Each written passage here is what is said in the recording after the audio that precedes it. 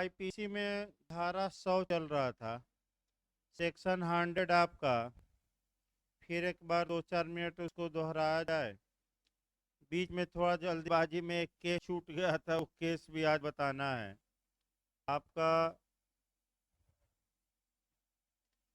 Case एक आपका छूट गया था 100 में, और केस आपका 7-8 बताया जाएगा मेन में लास्ट में आपका। देखिए फिर एक बार भूखा बांधी जाए इसकी, तब आपका क्रम से चला जाएगा। उसके पहले भाई एक सूचना भी है, कई लोग फोन भी कर रहे हैं सुबह से। और भाई देखिए आपका फोन ना उठे तो घबराना नहीं है, क्योंकि हमारी भी जिम्मेदारी है तमाम सुबह से शाम तक। और कई लोग नाराज हो जाते हैं कि सर फोन ही नहीं उठा रहे हैं। अब समस्या ये है कि आदमी पढ़े कि पढ़ाए कि दिन भर फोन से बात करे। तो कॉल बैक भाई बाद में किया जाता है, कभी काल छूट भी जाता है, लेट हो गया अब 12 बजे तो कॉल बैक किया नहीं जाएगा, ये समस्या आ जाती है। तो अभी भी आपका 10 लोगों का फोन आया है किसी को, अब कॉल बैक आप खाली होंगे तो करेंगे।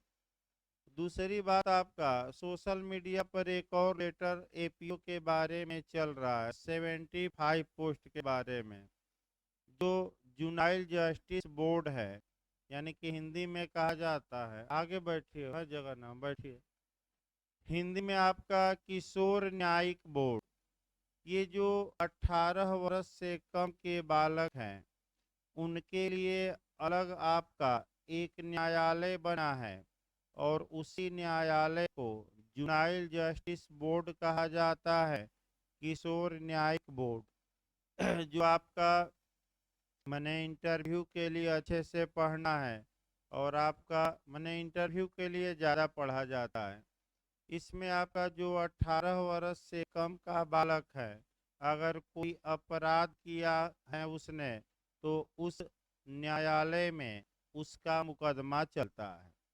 अब आपका उच्च न्यायालय ने ये राज्य सरकार से कहा कि भाई आप इन न्यायालयों में प्रोसिक्यूशन का संचालन करने के लिए अस्थाई एपीओ नियुक्त करिए, और हर एक जिले में आपका एक एक एपीओ बनाइए।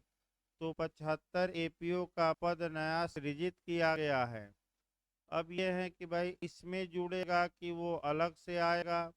तो जो पता करा गया, क्योंकि काफी लोग परेशान थे, तो अगर जो ये आपका एग्जाम प्री का होगा 44 सीट पर, अगर प्री के रिजल्ट आने से पहले सरकार इस वैकेंसी को अगर आयोग को भेज देती है, माने आयोग में विज्ञापन क्या होता है आ जाता है, तो 75.44 में ऐड हो जाएगी, यानी कि 119 वैकेंसी हो जाएगी।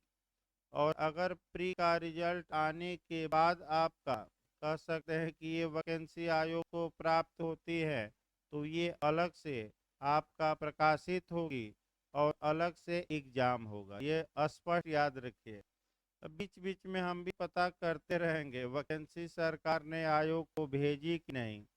लेकिन पूरा चांस ये है कि हो सकता है कि 2 माह 1.5 माह में वैकेंसी आयोग को आ जाए, तो सीट बढ़ जाएगी और 44 से आपका 119 हो जाएगी, तब आपका चांस ज़्यादा बनेगा। तो प्रयास ये करिए कि जो बातें आपका बताई जाए इस समय, आदमी प्रेशर में भाई अच्छा हम भी पढ़ाते हैं, प्रेशर में दिमाग भी अच्छा काम करता है, और आपका जो बातें छोटी छोटी बताई जाए बस उसी को पढ़िए। न बेरेक्ट पढ़ने की आवश्यकता है, न गाइड और न किताब। बस लेक्चर को दिमाग में क्या करिए बैठाइए, और कोई उपाय नहीं है। ये पोथी पत्रा पास नहीं करा देगा। हमारे पास भी दिल्ली से लेकर दौलताबाद तक का नोट्स रखा है, वैसे ही मैंने सजा कर मैं भी रखा हूँ, लेकिन आज तक समय नहीं मिला कि पोथी पत्रा खोला जा सके, समय ही नहीं मिला। हम भी रखे हैं। वहीं लॉकडाउन में थोड़ा समय मिला था, तो उस समय आपका शांति काल जब रहता है तो आराम से पढ़ा जाता है। और ये सही बात है कि लॉकडाउन का उपयोग हमने खूब किया, और कोरोना काल में आपका एक एक जो किताबें हैं आपका पढ़ डाला मैं और उसी से ऑडियो आपका बनाकर भेजा जा रहा था। यानी कि काफ़ी आदमी मेहनत किया, अब तो समय ही कम मिल रहा है। भाई सुबह से शाम तक दौड़ भाग मची रहती है, तमाम जिम्मेदारी है, घरेलू और बाहरी, सामाजिक जिम्मेदारी है। तो आपका कहने का मतलब लास्ट लाइन ये रहा कि यही मौका है और पूरी ताकत लगा देना है, क्योंकि मेरिट हमेशा आपका देख रहे हैं कि 10 नंबर अनुमान से हाई जा रही है। तो इस बार यूपीएपीओ में भी आप 10 नंबर मान के चलिए कि मेरिट क्या होगी, चढ़कर ही आएगी, माने हाई जाएगी। तो प्रयास ये करना है कि उस हिसाब से उस लेवल की तैयारी होनी चाहिए, क्योंकि बिहार एपीओ को कुछ लोग हल्के में लिए थे, और जब आप हल्के में ले लेंगे तो मैं बता दूं आपको भी आयोग हल्के में ले लेगा। और जे और एपीओ का इंटरव्यू देने वाले लोग 2 नंबर 3 नंबर से बिहार एपीओ में बाहर हो गए। तमाम बरसाती मेढक 7-8 हम भी जानते हैं जो बिहार एपीओ से बाहर हो गए। वो समझ रहे थे कि इतनी सीट है, पढ़ने की क्या आवश्यकता है, और नए नए लड़के खूब पढ़े यहाँ 1.5-2 माह और निकाल लिए और मेंस की तैयारी कर रहे हैं। तो ये ना सोचिए कि हम पुराने हैं, हमारा पूरा तैयार है। तैयार है तो भाई रिवीजन भी चाहिए, क्योंकि ला है इधर से पढ़िए तो उधर से धारा क्या होती है। उसका उपाय यह है कि एग्जाम के दिन तक लगातार आप रिवीजन करते रहिए, कोई भाई कमी न रहे। इस बार कोई कमी न रहे जिनको मिल रहा है परीक्षा। आइए देखा जाए भाई आपका, देखिए फिर एक बार हम बताते हैं, सेक्शन कम से कम दोहराया जाए एक बार। 96 से लेकर 106 तक मैंने बताया जा रहा है। बैठिए भाई। प्राइवेट डिफेंस आईपीसी में आपका चल रहा था, यानी कि व्यक्तिगत प्रतिरक्षा। आपका व्यक्तिगत प्रतिरक्षा के बारे में सेक्शन 96 पहले कि कोई बात अपराध नहीं है जो व्यक्तिगत प्रतिरक्षा या प्राइवेट डिफेंस के प्रयोग में की जाए। इसका मतलब ये हम बताए थे कि भले ही माने वह अपराध हो, लेकिन अगर आपने सेल्फ डिफेंस या आत्मरक्षा या प्राइवेट डिफेंस में उस कार्य को किया है तो कानून उसे ऑफेंस नहीं मानता, और इसकी स्पष्ट डिक्लेरेशन किया गया है। और किस सेक्शन में? 96 में। इसके बाद हम बताए थे 97 प्राइवेट प्रतिरक्षा के अधिकार का एक्सटेंट या विस्तार बताती है, और भी धाराएं बताती हैं विस्तार। ये भी क्वेश्चन आया हुआ है कि कौन सी धारा प्राइवेट प्रतिरक्षा के अधिकार का विस्तार बताती हैं। तो 97 भी बताती हैं। बैठिए हो, 98 भी बताती है, 100 भी बताती है कि कब विस्तार मृत्यु कारित करने का होगा, 103 भी बताती हैं। तो सेक्शन पकड़ना है, जो नए नए क्वेश्चन इसमें आ रहे हैं। तो एक्सटेंट आपका 97 बताया गया कि क्या बताती है, तो ये बताती है कि जो प्राइवेट प्रतिरक्षा के अधिकार होगा उसका दायरा भारत में व्यापक है। स्वयं का भी डिफेंस करिए और अदर पर्सन का भी करिए, यानी कि प्रत्येक व्यक्ति स्वयं की भी रक्षा करे और समाज की भी रक्षा करे। तो किसके प्रति अपराध में रक्षा करे? शरीर के प्रति अपराध में, संपत्ति के प्रति अपराध में। तो जो बॉडी के प्रति अपराध है या जो बॉडी के प्रति ऑफेंस हैं, उसमें सभी अपराधों में ये प्राइवेट डिफेंस उपलब्ध है। लेकिन प्रॉपर्टी के मामले में पूछा जा सकता है टेक्निकल क्वेश्चन, प्रॉपर्टी के मामले में सभी अपराधों में उपलब्ध नहीं है। 4 अपराधों का नाम 97 में दिया गया है। ये 4 अपराध और इससे जो सीरियस ऑफेंस है, माने इन 4 अपराधों से जितने अपराध क्या होंगे, गंभीर होंगे, उन सभी अपराधों में जो चल या अचल संपत्ति के प्रति है, आप स्वयं की भी संपत्ति के बारे में प्रतिरक्षा का अधिकार रखते हैं और किसकी संपत्ति की रक्षा करिए, अन्यों की। तो आगे क्वेश्चन आपका जो बन रहा है, मैंने देखा ये जा रहा है कि वर्तमान समय में कोरिलेशन करके नए नए क्वेश्चन बन रहे हैं। आपका कोरिलेशन ये बन रहा है कि जो ये 97 है, ये इंग्लैंड की विधि के समान है कि अमेरिका की विधि के समान है। तो आपका अमेरिका मार्क कराइए। दूसरा मॉडल आजकल संविधान में मैं पीसीएस में भी देख रहा था मॉडल, 4 क्वेश्चन पीसीएस में आपका कोरिलेशन से बने हैं। आपका संविधान पूछा है और दूसरे देशों से तुलना करके पूछ लिया।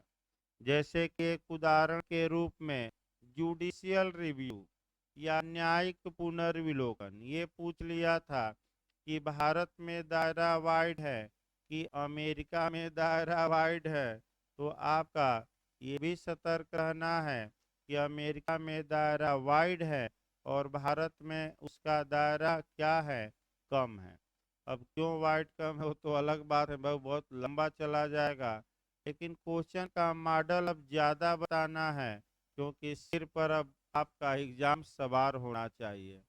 तो आगे देखा जाए भाई आपका, यानी कि स्वयं की भी संपत्ति की रक्षा करिए, अन्यों की भी संपत्ति की रक्षा करिए, ये अमेरिका से प्रेरित है।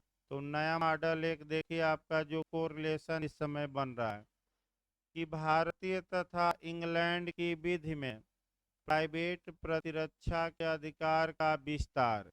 अब इसी में किसमें दायरा सीमित है, नैरो है, और किसमें दायरा व्यापक या वाइड है, ऐसा क्वेश्चन बन सकता है। तो भारत में जो दायरा है वो क्या है, व्यापक है। स्वयं की भी रक्षा करिए, अन्यों की भी। इंग्लैंड में दायरा सीमित है। क्यों सीमित है? क्योंकि स्वयं की रक्षा करिए और अपने से हितबद्ध व्यक्तियों की, अपरिचितों की रक्षा करने का अधिकार इंग्लैंड में नहीं है। अब आइए 98 देखा जाए। 98 पर समस्या बनती है, कल बता भी गया था काफी डिटेल में। जिन व्यक्तियों का कार्य कानूनन अपराध नहीं है, यानी कि जिन व्यक्तियों के कार्यों को कानून ऑफेंस नहीं मानता, उन कार्यों के विरुद्ध भी प्राइवेट प्रतिरक्षा का हक होगा। जैसे उदाहरण के रूप में ए एक पागल है, वह पागलपन के दौरान बी पर हमला करता है। तो क्या बी को इस पागल से अपने बचाव का हकदार हो, माने बचाव का राइट होगा कि नहीं होगा? क्यों होगा? क्योंकि 98 कहती हैं कि जिन व्यक्तियों के कार्य को ऑफेंस नहीं माना गया है, उन व्यक्तियों के कार्य के विरुद्ध भी प्राइवेट प्रतिरक्षा का क्या होगा, हक होगा। तो कौन कौन व्यक्ति इसमें आएंगे? तो फिर एक बार लिस्ट तैयार रखिए। एक 76 वाला व्यक्ति जो मिस्टेक के अधीन कार्य करता है, 79 वाला व्यक्ति जो मिस्टेक के अधीन कार्य करता है, इसके बाद 82 वाला बालक जो 7 वर्ष से कम है, नासमझ बालक यानी कि 7 वर्ष से ऊपर लेकिन 12 वर्ष से कम, कौन सा सेक्शन आपका 83, 84 में जो अनसाउंड माइंड है, चित्त विकृत, 85 और 86 में जो 2 बूंद वाला है यानी कि नशे वाला है। इन लोगों का कार्य अपराध नहीं माना गया है, लेकिन ये लोग अगर कार्य करते हैं तो इनके विरुद्ध भी प्राइवेट प्रतिरक्षा उपलब्ध होगी कि नहीं होगी? तो कौन सी धारा अप्लाई करेंगे? 98। 99 अभी बताया जाएगा बाद में। अब आइए पहले 100 हम शुरू किए थे। 100 देखिए भाई, फिर एक बार देखिए। जहां तक धारा 100 की बात है, अब आपका फिर एक बार क्रम बनाइए क्योंकि ये धाराएं टेक्निकल भी हैं और लगातार प्री में और मेंस में क्वेश्चन बन रहा है। पहले इसकी 2 मिनट फिर से हम भूमिका बता रहे हैं सेक्शन आप कैसे पढ़ेंगे, ये हमने एक नियम बताया था। अगर शरीर के प्रति प्राइवेट प्रतिरक्षा के अधिकार की बात करता है, तो इसके लिए आपका 3 धाराएं और एक धारा और पढ़नी पड़ेगी। यानी कि आपका वो अलग बताया जाएगा 106। 3 धाराएं जो पढ़नी है आपका 100, 101 और 102। सेक्शन पर याद करिए। पहला क्वेश्चन ये बनता है कि शरीर की प्राइवेट डिफेंस में, यानी कि बॉडी के प्राइवेट डिफेंस में कब डेथ तक काज की जा सकती है, कब मृत्यु तक कारित की जा सकती है, ये प्रावधान कहाँ है? तो आपका क्या जवाब रहेगा? 100 में। यानी कि आप हमलावर की क्या कर सकते हैं? मृत्यु, अपने को बचाने और किसको बचाने? समाज को। तो फिर 97 भी जोड़ना पड़ेगा कि अपने को बचाने और किसको बचाने। और अगर असमर्थ व्यक्ति है तो उससे भी अपने को बचाइए। तो कौन सी धारा? 98। भाई बाल को लग है तो। और आगे देखिए, तो धारा 100 में आपका कितनी कंडीशन दी गई है, वह कंडीशन दूसरे पॉइंट पर याद रखना है। मेंस के लिए भी सातों भाई रट्टा मार कर जाइएगा। कितनी कंडीशन है? 7। यानी कि 7 दशाओं में आप स्वयं के शरीर के बचाव के लिए और समाज के शरीर के बचाव के लिए हमलावर की मृत्यु तक कारित कर सकते हैं या कोई अन्य अपहानिकारित कर सकते हैं। ये कानून परमिशन देता है। और किस सेक्शन में हमारी आईपीसी परमिशन देती है? 100 में।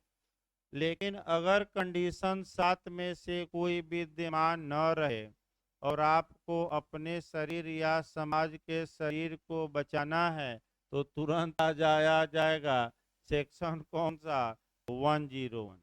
तो आप क्या हमलावर की मृत्यु कारित करेंगे? नहीं, लेकिन अन्य डैमेज कर सकते हैं, अन्य अपहानि कर सकते हैं। और ये किस सेक्शन में जाएगा? 100। अब आपका जो 100 और 101 में जो अधिकार दिया गया है, 100 में जान से मार दीजिए बचाव के लिए, 101 में जान से न मारिए, अन्य नुकसान पहुंचा दीजिए। ये अधिकार आपका कब प्रारंभ होगा और इसका अंत कब होगा, ये कौन सा सेक्शन बताएगा? 102। एक लाइन याद रखिए। जैसे ही शरीर के जैसे ही शरीर पर युक्त युक्त खतरा मंडराने लगा, रीजनेबल आपका खतरा मंडराने लगा, आशंका उचित हो गई कि अब हमारे प्रति या समाज के प्रति ये अपराध हो सकता है, तो आपका राइट प्रारंभ हो गया, बिगिनिंग हो गया। और जैसे ही खतरा क्या हुआ, पूरी तरह टल गया, वैसे ही आपका राइट भी क्या हो गया? टल गया। तो ये किसके प्रति अपराध में बताया गया? बॉडी के। अब आइए, इसी से कोरिलेट करेंगे आप। जो प्रॉपर्टी के विरुद्ध अपराधों की बात है, अब 97 से उठाइए। 97 4 अपराधों का जिक्र करती हैं और ये बताती हैं कि इन 4 अपराधों में जो प्रॉपर्टी के अगेंस्ट में है और इनसे गंभीर अपराधों में चल और अचल संपत्ति की आप रक्षा करेंगे। तो स्वयं की चल अचल संपत्ति की, अन्यों की दोनों की, तो स्वयं की भी और अदर की भी। ये कौन सेक्शन आपका विस्तार देता है? 97। तो संपत्ति की प्राइवेट प्रतिरक्षा में, यानी कि चाहे वह मूवेबल प्रॉपर्टी हो या इमूवेबल हो, संपत्ति की प्राइवेट प्रतिरक्षा में कब आप डेथ तक पारित कर सकते हैं, कब संपत्ति के विरुद्ध जो अपराध करने वाला है या कर रहा है उसकी मृत्यु तक कारित कर सकते हैं। तो जिस प्रकार शरीर के बचाव के लिए कितनी कंडीशन थी? 7। उसी प्रकार संपत्ति के बचाव के लिए कितनी कंडीशन दी गई हैं? 4।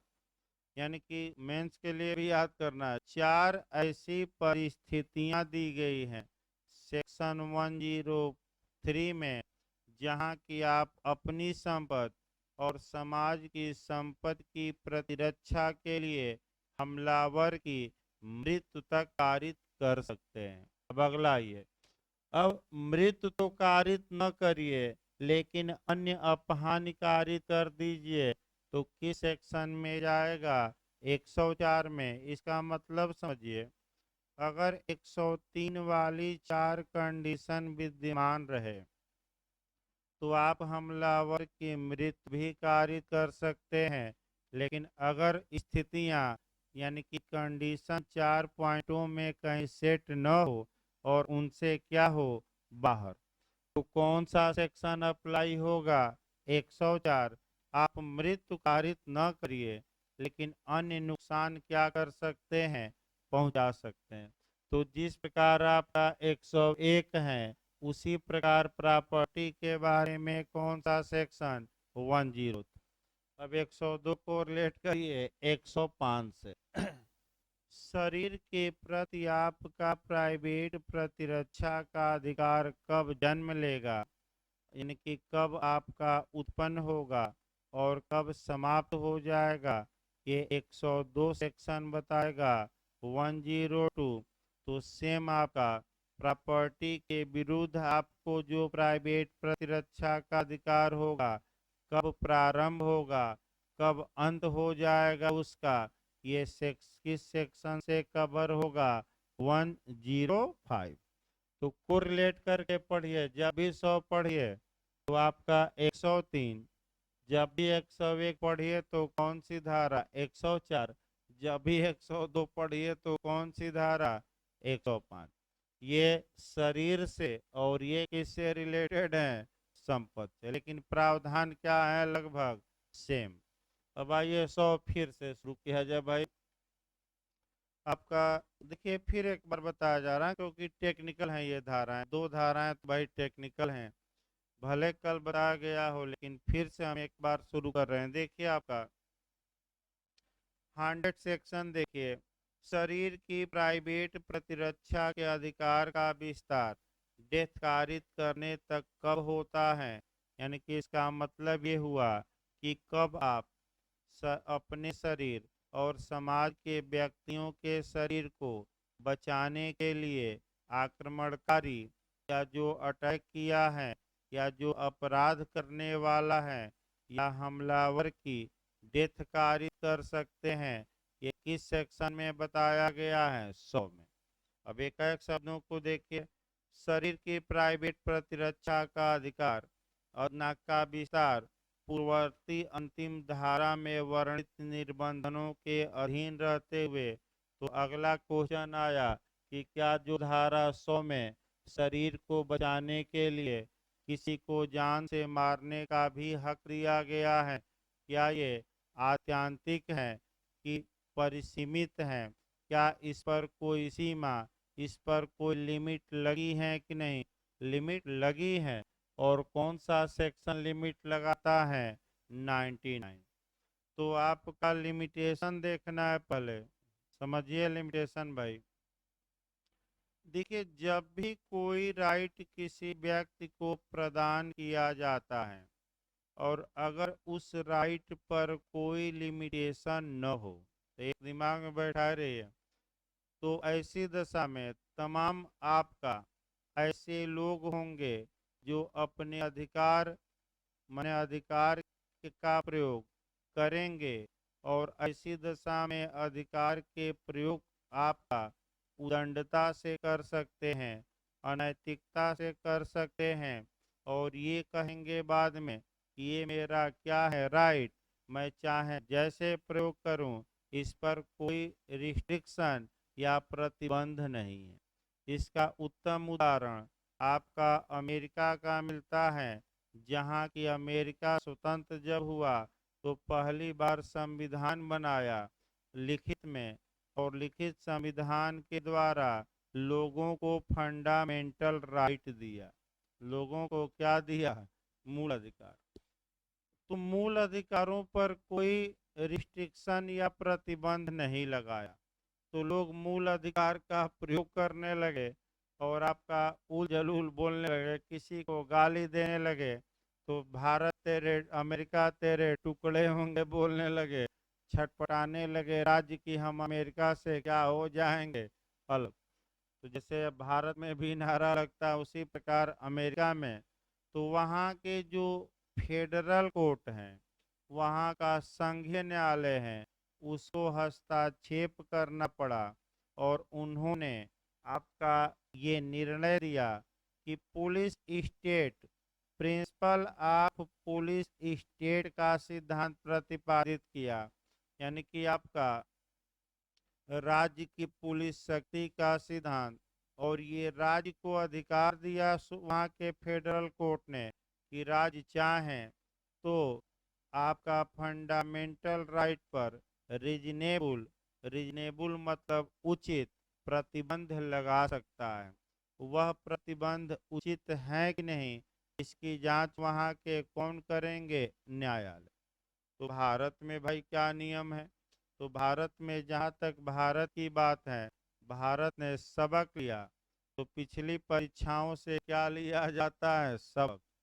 और भारत में जब भी कॉन्स्टिट्यूशन बनाने वालों ने बनाया तो प्रतिबंध उसी अनुच्छेद में रख दिया।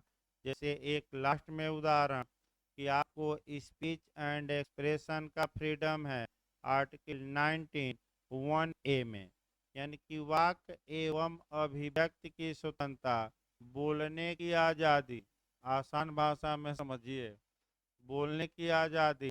तो क्या ये आज़ादी एब्सोल्यूट है? नहीं।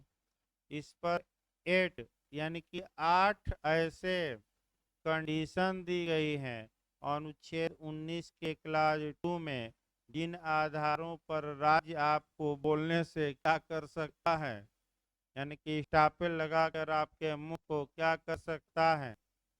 तो आपका इसका मतलब ये हुआ कि जो, फिर एक बार बैक होइए आईपीसी में, कि जो ये आपका सेक्शन 100 है, इसमें एक सेक्शन और आपका इंक्लूड है। कौन सा सेक्शन? 99। यानी कि जब भी आप 7 दशाओं में जो मृत्यु कारित करने का आपको अधिकार हमलावर को दिया गया है, उस अधिकार का जब भी प्रयोग करिए तो सीमा में रह के करिए, लिमिट में रह के करिए, और सी की सीमा का पालन करिए 99 का। उसका उल्लंघन करेंगे तो क्या होगा ये बताया जाएगा। अभी भाई 99 चली नहीं, तो आगे देखिए भाई अगला। तो पूर्ववर्ती अंतिम धारा में, तो पूर्ववर्ती अंतिम धारा कौन हो गई? 99। भाई 99 हुई। अगला देखिए, वर्णित निबंधनों, यानी कि जो कंडीशन या शर्त दी गई है, प्रतिबंध दिए गए हैं, के अधीन रहते हुए हमलावर की, हमलावर का मतलब ये हुआ कि जो हमला कर रहा है, जो अटैककारी है, जो आक्रमणकारी है, जो अपराधी है। तो आपका फिर आगे बताया जाएगा 99 में कि जो सबसे पहले हमला किया है उसको प्राइवेट प्रतिरक्षा का हक नहीं होगा, क्योंकि प्राइवेट प्रतिरक्षा का हक निर्दोष को होता है, हमलावर को नहीं। आगे बताया जाएगा, अब ये नियम न जानिए। हमलावर की स्वेच्छा मृत्यु कारित करने, अब आइए स्वेच्छा शब्द कल बताया गया, वॉलेंटली, वॉलेंटली शब्द कहाँ दिया गया है? 39। 39 का इलस्ट्रेशन पूछा जाता है लगातार, रट कर जाइएगा। देखिए आपका स्वेच्छा शब्द, देखिए भाई आपका एक क्वेश्चन यहाँ से समस्यात्मक बनता है। कब कहा जाएगा कि कोई व्यक्ति आपका स्वेच्छा से कार्य किया है, यानी कि आपका कह सकते हैं कि अपनी इच्छा से कार्य किया है, इसको स्पष्ट रूप से बताया गया है, अपने मन से हम नहीं बता रहे हैं। और इसको कहाँ बताया गया है? आपका 39 में। यदि उस व्यक्ति का इरादा उस कार्य को करने का है, तो स्वैच्छिक कब कहा जाएगा? जब उस कार्य को करने का इंटेंशन हो। इंटेंशन न हो तो नॉलेज हो। भाई क्या है, अगर जो व्यक्ति कार्य कर रहा है, अगर उसको नॉलेज है, ज्ञान है, तब भी स्वैच्छिक होगा। या संभावना का ज्ञान है, यानी कि उसे इस बात का नॉलेज है कि हमारे कार्य का परिणाम ये संभावित है, पॉसिबल है कि ये हो सकता है, यानी कि उसे रीजन टू बिलीव है, विश्वास करने का क्या है कारण, तो हम कहेंगे कि वह स्वेच्छा से कार्य किया है। अब एक दो उदाहरण एक देखिए जो आपका पूछा गया, जे में भी पीओ में भी गलत ना हो। एक एक व्यक्ति है, रात का माहौल है, वह लूट को निजी या सुकर या आसान बनाने के लिए एक बस्ती में आग लगाता है। उसका इरादा ये नहीं है कि आग लगाकर हम लोगों को जान से मार दें, लेकिन नाले तो हैं ही कि लोग सो रहे हैं और आग लगाएंगे तो हो सकता है कि लोग जलकर क्या हो जाएं, खाक। तो कुछ लोग जलकर मर गए, तो ए ने कौन सा ऑफेंस किया, तो हत्या किया। स्पष्ट जो लाइन आपका दिया है, ए ने हत्या का अपराध किया, और ए का कार्य स्वैच्छिक माना जाएगा कि नहीं माना जाएगा। स्पष्ट बेरट की जो लाइन निचला शब्द है 39 का दृष्टांत का, एकदम पकड़े रहिए। चार ऑप्शन देगा, कोई अपराध नहीं किया, मर्डर किया, ये किया, तो जो बेयर एक्ट में पहला है उसी को वरीयता देंगे। स्पष्ट लिखा है कि माना जाएगा कि ए ने कौन सा अपराध किया, मर्डर का। देखिए हत्या के लिए क्या होगा, दोषी। फिर वह को यह स्वेच्छा हमने बताया। एक और उदाहरण स्वेच्छा पर अलग से देखा जाए भाई। जहाँ तक स्वेच्छा की बात है, एक और उदाहरण स्वेच्छा से देखा जाए, और आपका वह प्रॉपर्टी से रिलेटेड देखिए जो पूछा जाता है। ये एक चोर है, वह चोरी करने के लिए घर में घुसा, और तब तक आपका कह सकते हैं कि आपका कह सकते हैं कि मालिक जग गए और सारी संपत्ति छोड़कर भागने लगा, तो मालिक कह सकते हैं रास्ते में आ गए तो धक्का देकर भाग गया। तो ये चोरी तो होगी, लेकिन आपका राबरी नहीं होगी, लूट नहीं होगी। क्यों?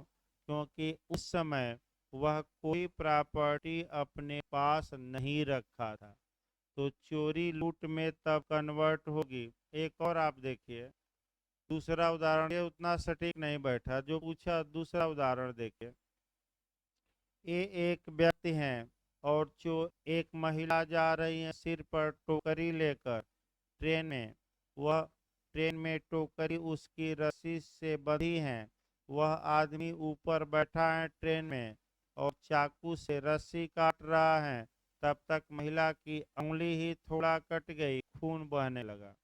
तो आप कहेंगे हिंसा का तो प्रयोग हुआ, तो क्या केवल हिंसा के प्रयोग मात्र से चोरी लूट में कन्वर्ट होगी? नहीं, ये चोरी मानी जाएगी, लेकिन राबरी नहीं मानी जाएगी। क्यों? क्योंकि जो बल या हिंसा का प्रयोग चोर ने किया है, वह दुर्घटनावश अनजाने में हो गया, स्वेच्छा से नहीं किया। यानी कि न तो उसका इरादा था, न नॉलेज था, न रीजन टू बिलीव था कि ये हो सकता है।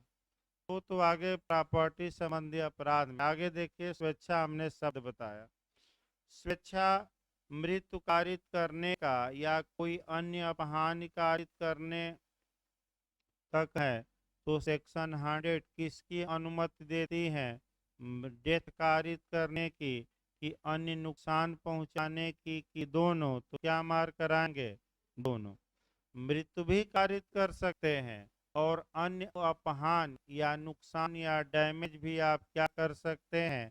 कर सकते हैं। अगला शब्द देखिए, यदि वह अपराध जिसके कारण उस अधिकार के प्रयोग का अवसर आता है, यानी कि ए तस्मिन पश्चात प्रगणित प्रगणित भांतियों में से। अब कई लोग ए तस्मिन पश्चात ही नहीं पकड़ पाते। मैंने दिल्ली से दौलताबाद तक पढ़ कर आए थे और फोन से दो तीन लोग पूछ रहे थे ये एतस्मिन पश्चात किस चिड़िया का नाम है? एतस्मिन पश्चात मतलब कि इसके बाद। एतस्मिन पश्चात मतलब क्या हुआ? अब प्रगणित भांतियों, प्रगणित मतलब दिए हुए, और भांति मतलब काइंड्स, यानी कि क्या हुआ प्रकार। यानी कि इसका मतलब ये हुआ कि इसके पश्चात आपका जो प्रकार दिए गए हैं, अगर उन प्रकारों में से किसी प्रकार में वह अपराध आ जाता है, तो आप हमलावर की स्वेच्छा मृत्यु भी कारित कर सकते हैं, अन्य अपहानि भी कारित कर सकते हैं, लेकिन सेक्शन 99 की सीमा का क्या करते हुए पालन। अब एक तस्मिन पश्चात देखा जाए जहाँ से गलती होने की पूरी संभावना रहती है। देखिए, आपका एग्जाम के समय कोरिलेशन ज़्यादा चलता है और वही काम भी करेगा। देखिए, टेक्निकल क्वेश्चन, अब ये एलएलबी नहीं है कि पढ़ कर आ गए पास हो गया पप्पू। भाई कंपटीशन है, और कंपटीशन के लिए आपको पढ़ना ही होगा। वो नहीं कि सीरीज फाड़े और माइक्रो करा कर क्या किया पप्पू, पास हो गया। भाई एक टॉपर भी आए थे अपने विश्वविद्यालय के बहुत आते रहते हैं टॉपर सापर। एक कहानी बता दे तब आगे बढ़ा से भाई कोरिलेशन, क्योंकि बीच बीच में ओवन भी ना हो, ये भी हमें ध्यान रखना है, क्योंकि धीरे धीरे क्लास का समय भी बढ़ेगा। इस हफ्ते तो नहीं, अगले हफ्ते से बढ़ पाएगा। तो आपका एक लड़की ही आई थी, उनके पिताजी माताजी सब आए थे। आपका दूर से भाई नाम नहीं लिया जा रहा, क्योंकि भाई प्राइवेसी, सबकी एकांतता या प्राइवेसी है, निजता का अधिकार है, तो किसी का नाम नहीं लिया जाता, लेकिन ये सत्य घटना है। तो भाई पिताजी अपना 56 इंची सीना ताने बोले कि हमारी बिटिया पूरे विश्वविद्यालय में टॉप की है एलएलबी में। हम कहे कि ठीक है भाई, हम तो सुनते रहते हैं, सबकी बोलना क्या है। तो हुआ कि ठीक है भाई, आपका तो टेस्ट सीरीज उसी समय शुरू किया गया था। टेस्ट देने बिटिया आई, तो आपका 100 में 15 क्वेश्चन केवल सही कर पाई। उसके बाद जब उसे लगा कि हम तो टॉपर हैं और 100 में 15 ही सही कर पाए, तो एक हफ्ता तक क्लास नहीं आई। एक हफ्ता तक क्लास का मुख नहीं देख। फिर आपको भाई फोन ऑन किया गया कि भाई क्या बात है, तो बताया, हम कहे कि देखिए बहुत टॉपर आते रहते हैं। अब जो आदमी घमंड कर लिया कि हम तो भाई सब कुछ जान गए, अब क्या जानना है, वो पढ़ नहीं पाएगा। जिस दिन घमंड आपको हो गया हम तो सब जानते हैं, उसी दिन आप डिमोशन में आना शुरू हो जाएंगे, और उसी दिन से आपकी उल्टी गिनती भी शुरू हो जाएगी। ला है, जिंदगी भर लोग पढ़ते रहते हैं, तब भी कुछ न कुछ क्या रहता है, बाकी ही रहता है। तो भाई ये भी सतर्क रहना कि घमंड ना हो आपका, क्योंकि बिहार एपीओ में 4-5 लोगों को घमंड कोचिंग किया गया और प्री से ही बाहर हो गए, रो रहे हैं। आज भी याचिका दायर किए हैं। तो भाई घमंड ना आए, चाहे पढ़ाने वाले को या पढ़ने वाले को। तो फिर एक बार बैक होइए, यानी कि इसका मतलब ये हुआ कि एक कोरिलेशन अच्छा किया जाए, जहाँ से क्वेश्चन निश्चित बनता है, कॉन्सेप्चुअल क्वेश्चन। आपको हम उदाहरण एक तस्वीर पश्चात पर बता रहे हैं, एविडेंस की धारा 5। फिर एक बार कवर करिए। एविडेंस का सेक्शन 5 ये कहता है कि किसी फैक्ट को प्रूफ करने के लिए, किसी तथ्य को साबित करने के लिए, प्रमाणित करने के लिए, सिद्ध करने के लिए किन तथ्यों को एविडेंस के रूप में प्रस्तुत या पेश किया जा सकेगा। तो आपका पहला नियम यह है कि जो फैक्ट इन इशू हैं, जो विवादक तथ्य हैं, उनको प्रस्तुत करिए। और दूसरा शब्द है जो ए तस्मीन पश्चात रेलेवेंट या उचित या सुसंगत घोषित किए गए हैं। तो ए तस्मीन पश्चात मतलब किस धारा के बाद? 5 के। तो क्वेश्चन बनता है कि सुसंगत तथ्य कहाँ से कहाँ तक हैं? तो 6 से लेकर कहाँ तक? रेलेवेंट फैक्ट अगर दे दे, शब्द पकड़िए, यही गलती होगी। रेलेवेंट फैक्ट दे दे तो आपका जवाब रहेगा 6 से 55। क्यों? क्योंकि 5 बताता है कि जिन्हें रेलेवेंट घोषित किया गया है धारा 5 के क्या बाद। और अगर ये दे दे तथ्यों की सुसंगत या रेलेवेंसी आप फैक्ट की सेक्शन में है तो तथ्यों की सुसंगत 5 से लेकर कहाँ तक मारेंगे 55। देखिए तस्मीन पश्चात का ही कमाल है कि हल्का सा चेंज किया गया तो क्या हो गया अंतर। यही छोटी छोटी बातें कंपटीशन के लिए 2-3 माह में आपको पढ़ाई जाएगी। और तो पढ़कर घर से लोग आते ही हैं भाई, बेर कौन नहीं पढ़ सकता है। अगला देखिए भाई, अब 7 अपराध दिए गए हैं, सातों को थोड़ा अच्छे से देखिए, कल भले बता गया हो। ऐसा हमला जिसे उचित रूप से रीजनेबल रूप से यह आशंका कारित हो कि अन्यथा ऐसे हमले का परिणाम मृत्यु होगा। इसका मतलब ये हुआ कि अगर किसी व्यक्ति पर अटैक किया जा रहा है और उस व्यक्ति को ये उचित आशंका हो जाए कि अगर हमने अपने प्राइवेट प्रतिरक्षा के अधिकार का प्रयोग नहीं किया तो हमारी ही मृत्यु कारित हो जाएगी, हम ही ऊपर चले जाएंगे या समाज का कोई व्यक्ति कहाँ पहुंच जाएगा ऊपर। तो ऐसी दशा में आप अपने को बचाने, समाज को बचाने के लिए हमलावर की जानबूझकर क्या कर सकते हैं, मृत्यु तक कर सकते हैं। यानी कि कितना आगे बढ़ सकते हैं, यानी कि आपका मृत्यु तक कर सकते हैं। दूसरा देखिए, हाँ हत्या सेक्शन भी जोड़ते रहना है, 4-5 सेक्शन भी याद हो जाए। आपका मृत्यु की परिभाषा यानी कि आपका मानव वध की परिभाषा 299 में दी गई है और हत्या की परिभाषा 300। अगला देखिए, ऐसा हमला जिससे उचित रूप से यह आशंका हो कि ऐसे हमले का परिणाम ग्रीवियस हर्ट हो सकता है, कल बता भी गया था। ग्रीवियस हर्ट की सेक्शन में है 320 में कितने प्रकार के चोट या हर्ट को ग्रीवियस हर्ट माना गया है 8। बिहार में पूछा भी गया था कितने प्रकार की चोट, 8 प्रकार की। और कितना दिन बिस्तर पर पड़ा रहा, तो यूपी एपीओ में 20 बना। और बिहार में कितने प्रकार के गोरुपथ के कितने प्रकार हैं 8। यही सब तो याद करना है और क्या। अगला देखिए आपका तीसरा, बलात्संग करने के आशय से किया गया हमला।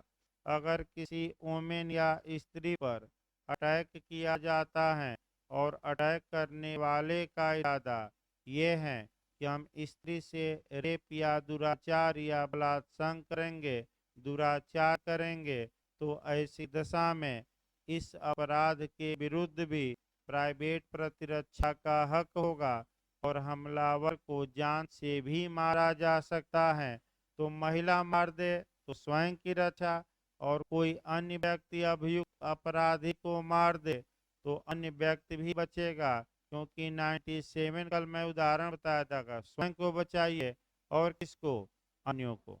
इसके बाद चौथा, अननेचुरल सेक्स के लिए किया गया हमला। तो आपका बताया भी गया था कौन सी धारा जोड़ेंगे आपका इसमें 377 बताया जाएगा आगे। अगला देखिए, पांचवा पर ही केस आपका पढ़ना था। और आपका फिर एक बार देखिए, किडनैपिंग या एबडक्शन के लिए यानी कि व्यपहरण या अपहरण के लिए किया गया हमला। तो अगर किसी व्यक्ति पर हमला किया जाता है उसके उसके किडनैपिंग के लिए या एबडक्शन के लिए, तो ऐसी दशा में हमलावर की स्वेच्छा मृत्यु तक कारित की जा सकती है। फिर एक बार याद रखिए, पिछली बार आपका यूपीजे में कई क्वेश्चन आज बताए गए, आज भी जो लगातार क्वेश्चन बन रहे, इसमें कोई शक नहीं भाई। और रोज कुछ न कुछ 40-50 कम से कम हम प्रयास करेंगे कि कोरिलेट करके टेक्निकल क्वेश्चन बताता रहे आदमी, क्योंकि भाई जब तक आप रिवीजन नहीं करेंगे मुश्किल है। तो फिर एक बार देखिए, किडनैपिंग की परिभाषा दी गई है 359 में, और ये बताया गया है कि किडनैपिंग कितने प्रकार का होता है। दो, एक आपका भारत से व्यपहरण, तो भारत से व्यपहरण कौन सी धारा? 360। और गार्जियनशिप से किडनैपिंग 361। पिछली बार आपका पूछा भी गया था कि किसकी किडनैपिंग हो सकेगी, 361 में एज पूछा गया था। तो लड़का हो तो 16 साल से कम का, और लड़की हो तो 18 साल से कम का, कम की हो। अब आइए देखिए, जहाँ तक किडनैपिंग की बात है, किडनैपिंग एक ऐसा ऑफेंस है जिसमें इंटेंशन का होना आवश्यक नहीं है। यानी कि भले ही आपका इरादा अपराध करने का न हो, अगर आपने सद्भावना पूर्वक गुड फेथ में भी कार्य किया तो आप दंड के भागी होंगे। एक इस पर केस भी, दो केस आपको देखने हैं। एक इंग्लैंड का केस याद रखिएगा, एक भारत का। भारत का हम डिटेल में बताएंगे, समस्या यूपी में बनता है। भार इंग्लैंड का केस याद रखना है, आर बनाम प्रिंस का, और भारत में बरद राजन। याद रखिएगा दोनों, आर बनाम प्रिंस इंग्लैंड वाला, और भारत में कौन सा? बरद राजन। वरद राजन बताएंगे आगे, वो तो भाई सेक्शन चलेगा, लेकिन एक बार कंसेप्ट 2 मिनट में बनाइए। आर बनाम प्रिंस के बाद में आपका पूछा जाता है, जस्टिस ब्लैकबर्न थे मुख्य न्यायाधीश। इसमें एक 14 वर्षीय लड़की थी जिसका नाम एनी फिलिप्स था, और प्रिंस जो अभियुक्त था वह लड़की से मिला, लड़की से पूछा कि तुम्हारी एज कितनी है, तो वह बताई कि 16 साल से ऊपर है। लेकिन देखने में 16 साल से ऊपर लग रही थी, लेकिन सर्टिफिकेट में उसकी एज कितना थी? 14। प्रिंस जो था लड़का, वह लड़की की सहमत से, लेकिन बिना उसके गार्जियन की सहमत से, लड़की को अपने साथ ले गया। न्यायालय में किडनैपिंग का मुकदमा चला। प्रिंस ये बचाव ले रहा था कि हमने गुड फेथ में कार्य किया, अब सद्भावना में कार्य किया। मेरा इरादा किसी 16 साल की कम की लड़की को उसके गार्जियन की अनुमति के बिना ले जाना नहीं था। तो कोर्ट ने ये कहा कि तुम इलीगल काम किए हो, इमोरल किए हो, और अनलॉफुल किए हो। तो एमपी में पूछा क्यों प्रिंस को दंडित किया गया, तो इसका कार्य अनैतिक भी था, अवैध भी था, और विधि के क्या था? विपरीत। और फिर कोर्ट ने कहा कि जो तुम कार्य किए हो इसमें बस एक्टस रिया ही पर्याप्त है, मेंस रिया का कोई मतलब नहीं है।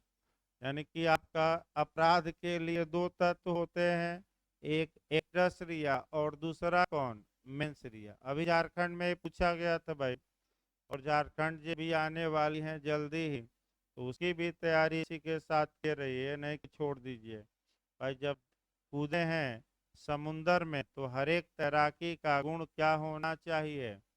यानी कि जब आप इस फील्ड में आए हैं, तो अब ये नहीं कि किसी राज्य का छोड़ दीजिए, हर एक राज्य का दीजिए, कोई दिक्कत नहीं है। अब ये नहीं कि हम कूदे हैं नदी में तो तैरना, तो भाई डुबकी लगा कर भी तैरिए, नीचे से भी ऊपर से भी, जितना तैराकी का सिस्टम है सब क्या करिए, जानते रहिए। छल बल कल जो कहा जाता है ना, आगे बढ़िए भाई इसमें देखा जाए तो प्रिंस को दंडित किया गया क्योंकि ये कहा गया कि जो ये किडनैपिंग का अपराध है, भाई बार बार पूछा जा रहा है, इसमें इंटेंशन का होना आवश्यक ही नहीं है, और एक्टस रिया के आधार पर ही तुम क्या हो गए? दंडित। दंडित किया गया। तो भारत में वरदराजन का केस है। आगे बढ़ा जाए, इनकी किडनैपिंग के मामले में भी प्राइवेट डिफेंस उपलब्ध होगा, और हमलावर की जानबूझकर क्या कर सकते हैं? मृत्यु तक। अब अपहरण देखिए, एबडक्शन में ही आपको एक केस देखना है विश्वनाथ का, वहीं पूछा जाता है भाई बार बार। उसको अपहरण में लिख लीजिएगा बैरक पर, विश्वनाथ बनाम उत्तर प्रदेश राज्य। बैरक पर भी लिखिए कुछ केस लीडिंग, विश्वनाथ बनाम उत्तर प्रदेश राज्य। देखिए आपका पहले एबडक्शन हल्का सा कॉन्सेप्ट बनाइए। अपहरण की परिभाषा आपका 362 आईपीसी के सेक्शन में दी गई है। किसमें?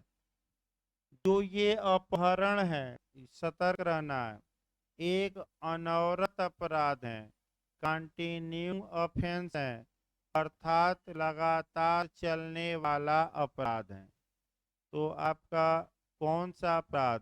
कंटिन्यू ऑफेंस है, यानी कि लगातार चलने वाला या अनवरत अपराध। जहाँ तक अपहरण की बात है, अपहरण स्वतः या सेल्फ ऑफेंस नहीं है, रटे रहिएगा। अपहरण स्वयं में अपराध नहीं है। अपहरण तभी अपराध होगा जब आईपीसी में दिए गए पर्पजों के लिए, यानी कि आईपीसी में दिए गए उद्देश्यों के लिए अपहरण किया गया हो। सेक्शन उतना नहीं बताएंगे, ये फिर याद रखिए। अपहरण या एबडक्शन सेल्फ ऑफेंस नहीं है, स्वयं में अपराध नहीं है, स्वयं अपराध नहीं है। ये कब अपराध होगा? जबकि आईपीसी में जो पर्पज दिए गए हैं, जो उद्देश्य दिए गए हैं, उन उद्देश्यों की पूर्ति के लिए किसी व्यक्ति का एबडक्शन किया गया हो। रटे रही। तो ऐसी दशा में अब आपका देखिए, फिर आपका देखना है कि धारा 100 का 5वां खंड से कोरिलेट करिए और सेक्शन 362 से, यही विश्वनाथ का केस आएगा। धारा आपका 362 कहती है कि अपहरण या एबडक्शन तब अपराध होगा जब आईपीसी में दिए गए उद्देश्यों के लिए किया गया हो। और धारा 100 का क्लाज 5 ये कहता है कि एबडक्शन में भी आप हमलावर की स्वेच्छा क्या कर सकते हैं? डेथ। अब आपका जीजा साली का यहाँ मामला आया और देखिए क्या होने लगा। भाई एक औरत थी आपका, भाई देखिए उल्टा हो गया क्या कहानी भाई। देखिए फिर एक बार देखिए इसको। आपका विश्वनाथ बनाम उत्तर प्रदेश राज्य का मामला देखिए क्या हुआ। एक औरत अपने मायके गई थी, पति पहुंचा लेने, तो पत्नी आने से मना की, तो पत्नी उसका मने बाह पकड़कर और लगा खींचने, जबरदस्ती ले जाने लगा। तो पत्नी का भाई था, यानी कि साले साहब थे। साले साहब ने अपनी बहन को बचाने के लिए जीजा पर वार किया और जीजा ऊपर पहुंच गए। भाई बहुत खतरनाक चीज है। आपका जीजा जब भी कहिए आगे जी लगाइए, नहीं तो जीजा जी नाराज हो जाएंगे, तो फिर बहुत बड़ी आफत आ जाएगी। यानी कि ये दामाद न कहिएगा, ये दामाद जी हैं, यानी कि ये जीजा आगे जरूर लगा दीजिएगा, बताया नहीं जाएगा, कहानी लंबी चल जाएगी, बैक हो जाए। अब समस्या ये आई, देखिए इसमें टेक्निकल पॉइंट कहाँ, वो तो उदाहरण बताया गया। भाई टेक्निकल पॉइंट ये आया कि सुप्रीम कोर्ट तक मामला पहुंचा। साले साहब ये कह रहे थे कि भाई हमने अपनी बहन को बचाने के लिए अपहरण से ये कार्य किया, और प्रोसिक्यूशन ये कह रहा था कि ये अपहरण की कैटेगरी में आता ही नहीं है, क्योंकि जो 632 में अपहरण बताया गया है और कुछ धाराएं आगे 4-5 मिलेंगी जिसमें कि अपहरण किस उद्देश्य से किया जा रहा है वह परपद दिया गया है। तो अपहरण तभी अपराध होगा जब उन उद्देश्यों से क्या किया गया हो। तो सुप्रीम कोर्ट ने एबडक्शन की व्याख्या की और कहा कि जो ये अपहरण 362 वाला वो अलग और 100 का खंड 5 वाला क्या है अलग। यहाँ जो एबडक्शन का प्रयोग किया गया है ये जनरल वे में किया गया है और उद्देश्य की कोई आवश्यकता नहीं है। भाई यहाँ अलग अपहरण की परिभाषा और यहाँ अपहरण की परिभाषा अलग। 362 में उद्देश्य की आवश्यकता है, 100 के क्लाज 5 में उद्देश्य की आवश्यकता नहीं है। बस ये है कि अपहरण के आशय से क्या किया गया हो हमला, भले ही वह किसी अन्य पर्पज के लिए किया गया हो। ये किस केस में आया? विश्वनाथ बनाम उत्तर प्रदेश राज्य में आया। और आपका तो सतर्क रहना केस से भाई। अगला देखिए 6वां खंड। आपका 6वां खंड जब भी पढ़िएगा तो आईपीसी के सेक्शन 104 का चौथा खंड पढ़ना है। और जो प्री में लोग गलत करके आते हैं यही गलती होती है, इसको सतर्क रहना है। ये कंडीशनल है। फिर एक बार देखिए, ये जो खंड है आपका ये कंडीशनल है यानी कि सशर्त है। यानी कि ये जो 6 खंड आपका हम बताएंगे ये कंडीशनल है, सशर्त है, यानी कि एब्सोल्यूट नहीं है। अब क्या सशर्त है देखिए, इस आशय से किया गया हमला की किसी व्यक्ति का ऐसी कंडीशन में सदोष परिरोध किया जाए जिसे उसे युक्त युक्त रूप से यह आशंका कारित हो कि वह अपने को छुड़ाने के लिए लोक प्राधिकारियों की सहायता प्राप्त नहीं कर सकेगा। यानी कि किसी व्यक्ति पर आपका एसाल्ट किया गया है और उस व्यक्ति को जिस पर एसाल्ट किया गया है उस व्यक्ति को ये आशंका हो जाए कि हमें सदोष परिरोध कर दिया जाएगा। तो बताइए सदोष परिरोध किस सेक्शन में है? 339 की 340 यानी कि आपका स्वतंत्रता पर एब्सोल्यूट रोक लगा दी जाती है, पूर्ण प्रतिबंध लगा जाता है।